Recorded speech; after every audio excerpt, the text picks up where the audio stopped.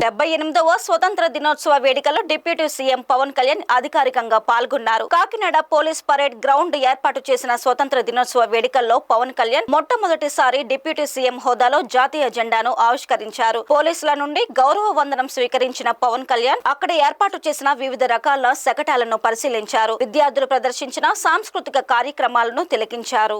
ఈ సందర్భంగా పవన్ కళ్యాణ్ సుదీర్ఘ ప్రసంగం చేశారు. గత 5 ఏళ్లలో నష్టపోయిన రాష్ట్రాన్ని గాడిన పెట్టేందుకు ప్రభుత్వం కృషి చేస్తుందని వెల్లడించారు. ప్రతి ఇంటికి కుళాయి ద్వారా స్వచ్ఛమైన తాగునీరు సరఫరా చేస్తామని, ఉపాధి నిధులతో గ్రామాలను సస్యశ్యామలం చేస్తామని, 20 లక్షల ఉద్యోగాలు కల్పించి నిరుద్యోగ సమస్యను అరికడతామని స్పష్టం చేశారు. పంచాయతీలలో స్వతంత్ర దినోత్సవ వేడుకల కోసం మైనర్ పంచాయతీలకు 10,000, మేజర్ పంచాయతీలకు 25,000 చొప్పున నిధులు కేటాయించి ప్రజల్లో జాతీయ భావం పెంపొందేలా చర్యలు చేపడతామని వెల్లడించారు. కాకినాడ జిల్లాకు చెందిన పలువురు స్వతంత్ర సమర యోధులను గుర్తు చేసిన పవన్ కళ్యాణ్ కూటమి ప్రభుత్వం రాష్ట్ర ప్రజలకు అందిస్తున్న సంక్షేమ పథకాలను వివరించారు. కార్యక్రమంలో ఎమ్మెల్యేలు వేగుల జోగేశ్వరరావు, వనమాడి వెంకటేశ్వరరావు, కలెక్టర్ షాన్ మోహన్ పగిలి తదితరులు పాల్గొన్నారు.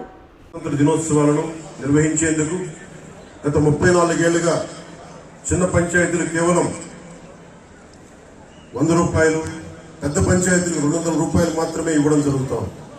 నేటి నుండి ఇకపై ఆ వేడుకలకి గ్రామాల్లో సర్పంచ్ల ఆధ్వర్యంలో సగర్వంగా దేశభక్తి వెళ్లి విరిసే వాతావరణంలో ఘనంగా నిర్వహించేందుకు మైనర్ పంచాయతీలకు 10,000 రూపాయలు, మేజర్ పంచాయతీలకు 25,000 రూపాయలు నిధులు సమకూరుస్తున్నారు.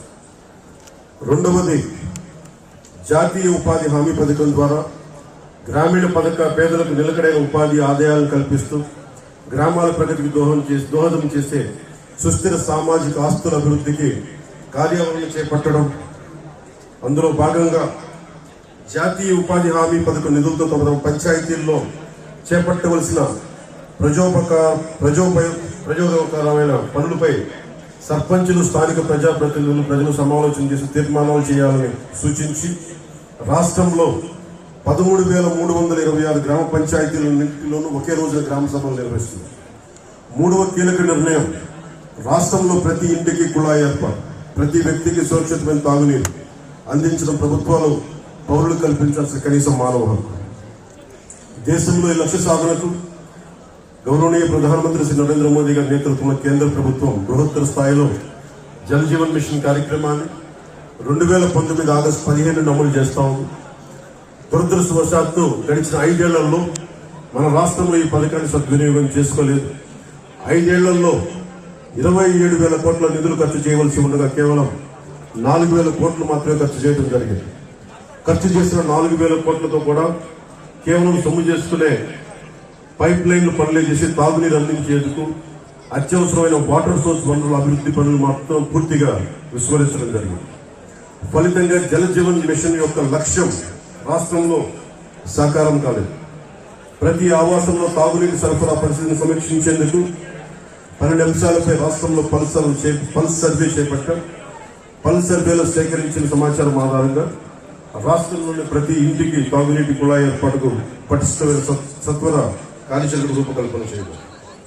అలాగే ఉపాధి అవకాశాలు, ఉద్యోగాల కోసం వేచి చూసి కాలం ముందుకెళ్ళిపోతుంది కానీ నేను కళ్ళను బట్టి వెనకబడిపోతున్నాయన్న యువత కోసం ఒక 20 లక్షల ఉద్యోగాలు తీసుకురావాలి.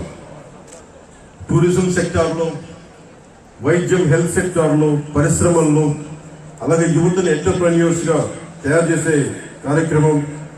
దానికి ముందు స్కిల్ డెవలప్మెంట్ జరగాలి.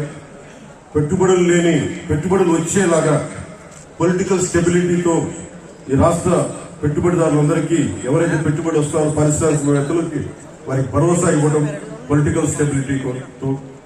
అలాగే లా అండ్ ఆర్డర్ గత ప్రభుత్వంలో చాలా క్షీణించిపోయి మన ఉమ్మడి కర్నూలు జిల్లాలో 10 ఏళ్ల పాపని, ఇంకా పూర్తిగా 18 ఏళ్ళు రాని పిల్లలు, 14 ఏళ్ళు 13 ఏళ్ళ పిల్లలు ఏ విధంగా మనకి మానానికి భంగం కలిగించాలి, ఎలా ప్రవర్తించాలి మనందరికీ తెలుసు. 14 ఏళ్ల సుగాలి ప్రీతికి స్కూల్కి వెళ్ళడానికి ఇంటికి వెళ్ళిన సుగాలి ప్రీతి తిరిగి ఇంటికి రాలేదు.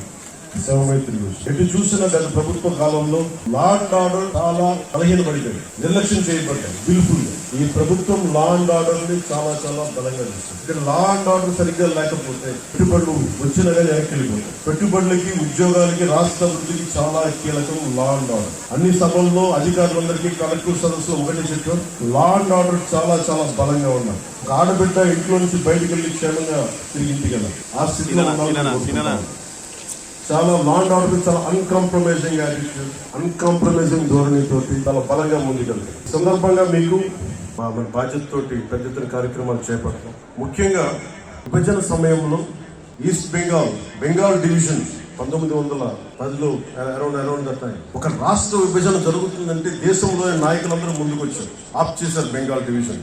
అదే ఒక దేశం భారతదేశం పాకిస్తాన్ గా విడిపోతుంటే నాయకులందరూ కామ్గా అయిపోయారని సర్దార్ వల్లభాయ్ పటేల్ గారిని అడిగితే వల్లభాయ్ పటేల్ గారు ఒకటే చెప్పారు, మేము పెద్దవాళ్ళం అయిపోయాం, అలిసిపోయాం, శక్తి లేక, పోరాట శక్తి లేక కామ్ అయిపోవాల్సి వచ్చింది అని ఆయన చెప్పింది.